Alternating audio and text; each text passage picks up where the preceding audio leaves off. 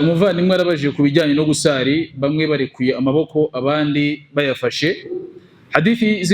Hadithi zivuye ku basahaba b'intumwa Muhammad sallallahu alaihi wasallam batubwira yuko Rasul yajyaga abategeka gusari bafashe amaboko yabo, ukuboko kw'indyo kukajya hejuru y'ukw'imoso guteretse imbere, guteretse hehe? Imbere. Hamwe nuko uwasaye amaboko yarekuye, salatuhu sahiha, sala yiwe irakirwa. Lesh, kubera iki yakirwa? Kubera yuko abamenyi batugaragarije yuko gufata amaboko gihe turi gusari ni zimwe muri sunna z'iswala, ni zimwe muri sunna z'iswala. Rero fiqhi itugaragariza yuko utakoze sunna muri sunna z'iswala, salatuhu sahiha, sala yiwe irakirwa. Ariko ibyiza kurushaho nuko izi sunna tuzitabira, rero gusari dufashe amaboko, fahadha ahsanu awla, nibyo byiza, ni nabyo bidufasha kwiyegereza no kumva dufite khushu' imbere w'Iteka Allah subhanahu wa ta'ala. Wallahu a'lam. Naam.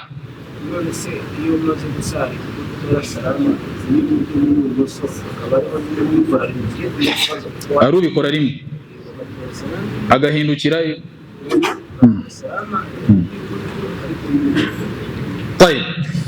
byose biragaruka muri fiqhi. Iyo ubashije gutandukanya sunna z'iswala n'itegeko n'ibiri itegeko mu swala, nibwo ubasha kumenya ngo ibi ngibi kubikora ndabikora, ibi ngibi wenda byancitse nta kibazo. Muri ubwo buryo gutora salam ya mbere, assalamu alaikum wa rahmatullah, yindi ya mbere, iriya ni itegeko kuyitora. Nta nubwo wasohoka mu swala iriya salamu udakoze iki? Utayitoye. Amma al-iltifat, guhindukira ukareba iburyo cyangwa ukareba ibumoso, fahadihi min sunani as-salat, ni zimwe muri sunna z'iswala. Bishatse kuvuga ngo uwatora salamu mu gihe ari kuva mu swala ntahindukire iburyo ntahindukire ibumoso, iswala yirakirwa. Ariko icy'ingenzi ni iriya salamu. Wa sallama, wallahu a'lam. Tafaddal.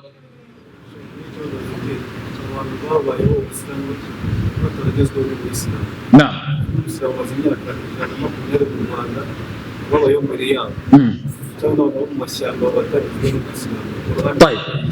Hari abantu batigeze bagerwaho n'Uwisilamu mu buryo ubwo aribwo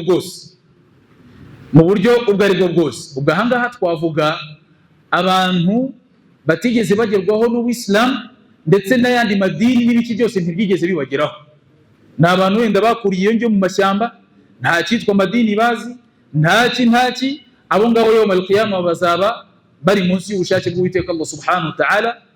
Allah nabishaka azabahana, Allah nabishaka azabashyira mu juru. Birikumvikana? Ariko hari abandi babayeho nyuma bazi intumwa zagiye ziza, bazi ndetse n'ubutumwa bwagiye bubageraho, bakanangira hamwe nuko nta ntumwa yigeze ibageraho, ariko ubutumwa bwabagezeho. Ahangaha Rasul sallallahu alaihi wasallam yatugaragarije yuko uzagerwaho n'ubutumwa buturutse ku ntumwa Muhammadin sallallahu alaihi wasallam akabuhakana, uyu nguyu ni mu muriro, uyu nguyu ni uwo mu muriro. Wallahu a'lam. Tafaddal. Ifite ni bibiri, cyambere ari igaragaza yuko Qur'an tuje gusara gutora hano. Dalili igaragaza yuko Qur'an tuje bari gutora madhan. Ukuntu umuntu yatagarara kabaretse gusara. Tayib. Ubwo ko kesha tubikora bitewe no kwenda babonye wenda bamwe babikora ko tukabigenderamo, ariko Tayib. None cya kabiri ni ikigaragara ubona ko ndiye bari kuvuga cyane wenda abantu bazajya mu ijuru bavugamo abantu ariko amagini ntabwo na rimwe twumva wenda azajya mu muriro gushyirwaje shaytan, ariko twumve ko ari abantu gusa. Umuvandimwe arabaza ku kijyanye nuko umuntu aza mu musigiti bari gutora adhana agahagarara ntiyicare. Hari dalili. Rasul sallallahu alaihi wasallam yatubujije kugera mu musigiti tukicara tutatwabanza gusarira ka ebyiri, Sasa hari kugera mu musigiti bari gutora adhana, ukeneye no kumvira adhana ukanikiriza. Hanyuma rero kugira ngo bikorohere byose, tegereza wikirize adhana, hanyuma ngo usarira ka ebyiri ubone wakora iki? Wakicara. Kuko nuzu ugahita wicara uraba unyuranyije na sunna z'intumwa Muhammad sallallahu alaihi wasallam. Kereka uramutse uje ukicara ugahaguruka ugasarira ka ebyiri ukabona wakora iki? Wakicara. Ariko Rasul yaratubwiye ngo ukigera mu musigiti ntuzicare utabanje gusarira akazi ngahe? Ebyiri. Wallahu a'la wa a'lam. Ikibazo kindi aje bari gutora adhana akaba yasari sunna fahadha la ba'sa bidhalik. Ariko kugira ngo sunna zombi uzijyanirane, fati iyi irangire ufate n'iyingiye, aho kugira ngo uze sunna uzicomekeranye hagire iyo wica. Biri kumvikana? Rero wategereza adhana ukayikiriza, wamara kwikiriza adhana ukanasarira kebyiri, ukabona wakora iki, wakicara. Wallahu a'lam. Icya kabiri ni cy'amajini. Mu somo ry'ubushize twarabivuze dushingiye kuri aya Allah tubwira ati wama khalaqatul jinna wal insa illa liya'budun. Kuremwa kw'amajini n'abantu no kugira ngo tugaragire Allah subhanahu wa ta'ala. Ubwo yawm al-qiyama amajini azahanwa nkuko abantu bazahanwa bagomeye Allah subhanahu wa ta'ala, hanyuma n'amajini azajya mu ijuru arahari nkuko hari abantu bazajya hehe mu ijuru. Hakaba ari ni dalil suratu Ibrahim Allah tubwira ati وقال الشيطان لما قضي الأمر شيطان azavuga ari muri jahannam, ari hehe muri jahannam. Byose Allah maze guciteka shaytan ari muri jahannam azavuga. Ibi bikagaragaza yuko hari nani mashaytan azajyanwa hehe mu muriro wa jahannam igihe azaba yarakosheje. Wallahu a'lam. Tafaddal.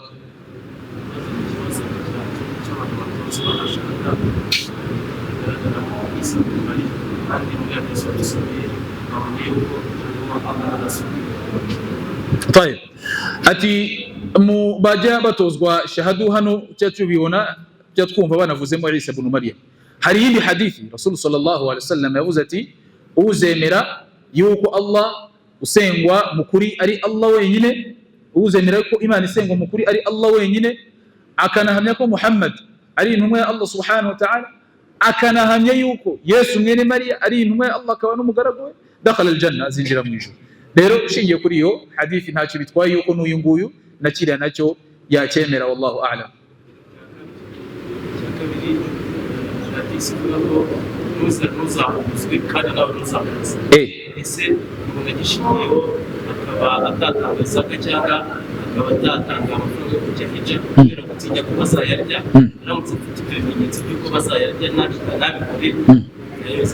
طيب حديث محمد صلى الله عليه وسلم أنا آية غير بيفوق من القرآن الله سبحانه وتعالى تيجي لا تظلمون ولا تظلمون نمزاغوزي كان نمزمري بهوغوزوا سوا من حديث رسول صلى الله عليه وسلم كتبت انصر أخاك ظالما أو مظلوما جروكنا مجنزي وأوجيه بهوغوزا ndetse nugiye harugiye guhuguza hari nugiye gukora iki guhuguzwa.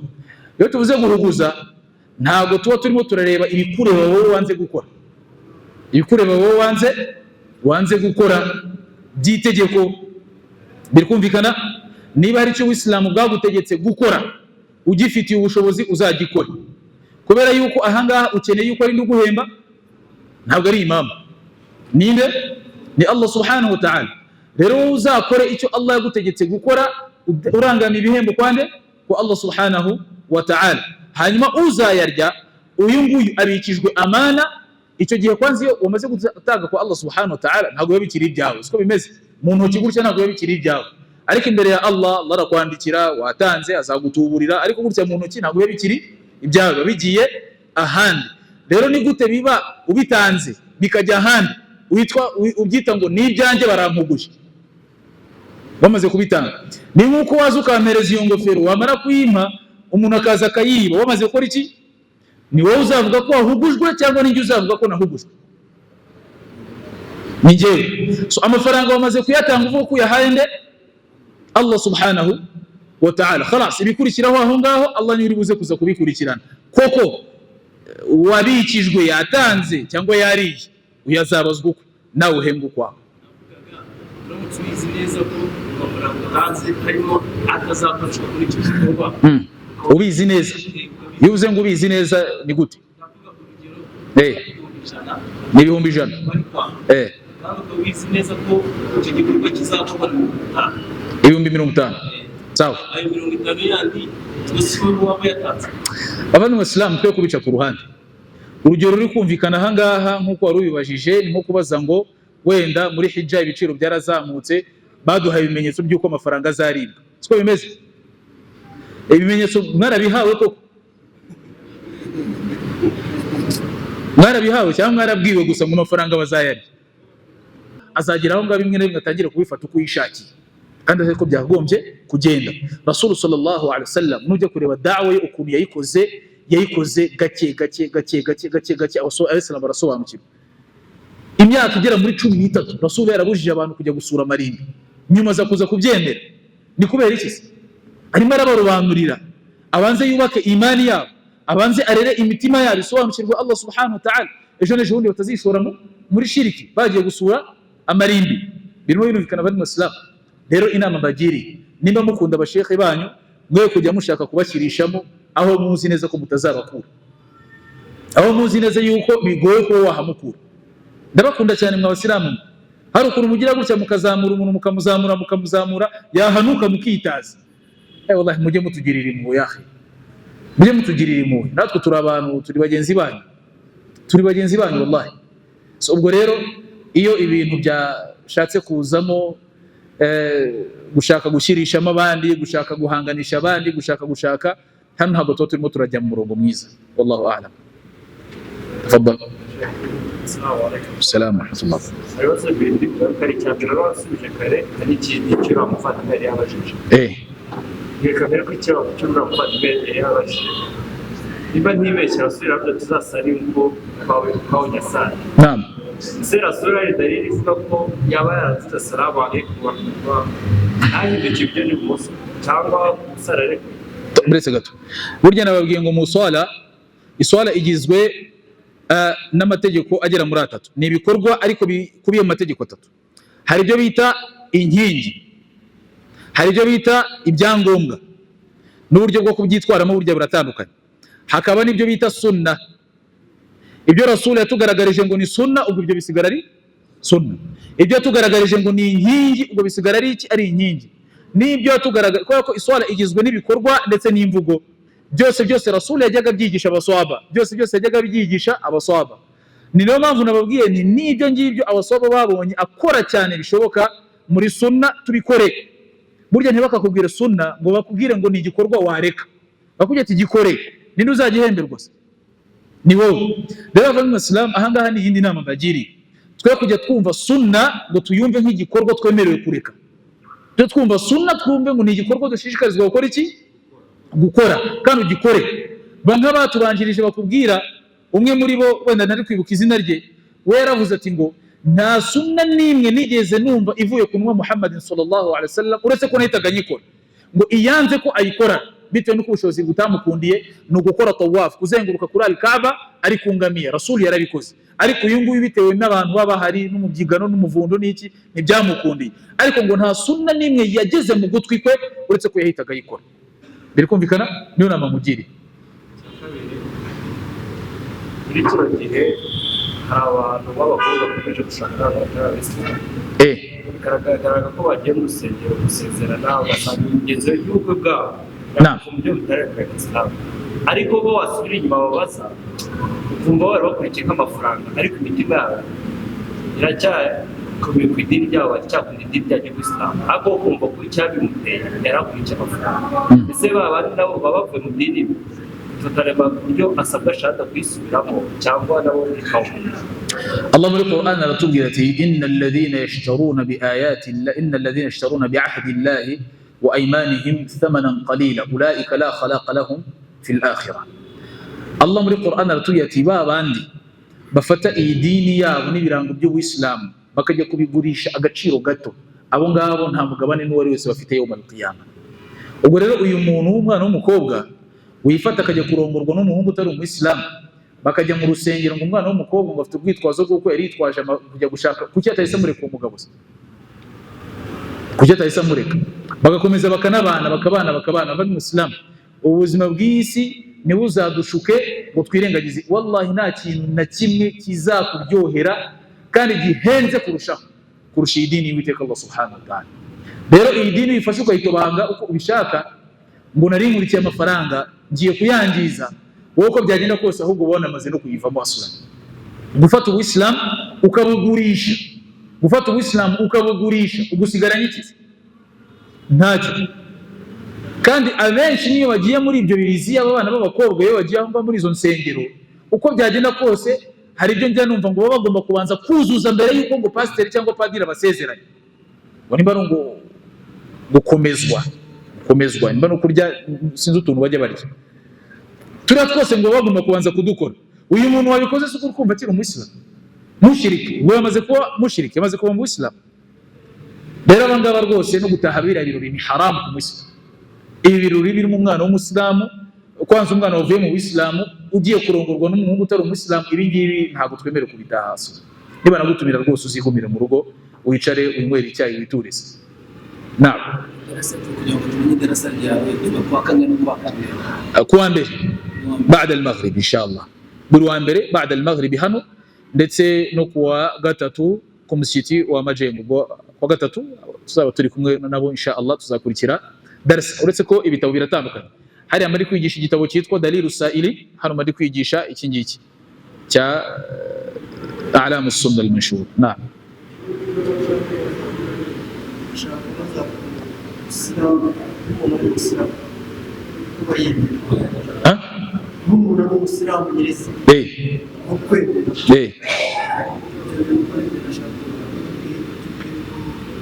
Umwemeramana wese ahava akagera mu Islam aba ari umuyisilamu, ariko siko buri muyisilamu wese aba ari umwemeramana. Mbese kandi biri kumvikana, niwe uyitirira imani ibikorwa byiza uri umwemeramana directly cyangwa se automatically uri umuyisilamu, ariko kuba waba umuyisilamu ntabwo biraguha urwego rwo kuba waba umwemeramana paka umanze gukora bya bintu twagiye tuvuga muri darasa, ibikorwa na imani gucengera hehe mu mutima wawe. Hano rero bazamutse mu nzego no gukomeza gukundwa n'Uwiteka Allah subhanahu wa ta'ala. Muranyemerera rero twubahirize sunna y'Intumwa Muhammadin sallallahu alaihi wasallam, ubwo yanyuzagamo agatinza salatul isha, ariko akabwira abantu ngo bakore iki, batahe. Ngaho namwe ni mutahe. سبحانك اللهم وبحمدك نشهد ان لا اله الا انت نستغفرك ونتوب اليك. سبحان ربك رب العزه عما يصفون، والسلام على المرسلين والحمد لله رب العالمين. السلام عليكم ورحمه الله وبركاته.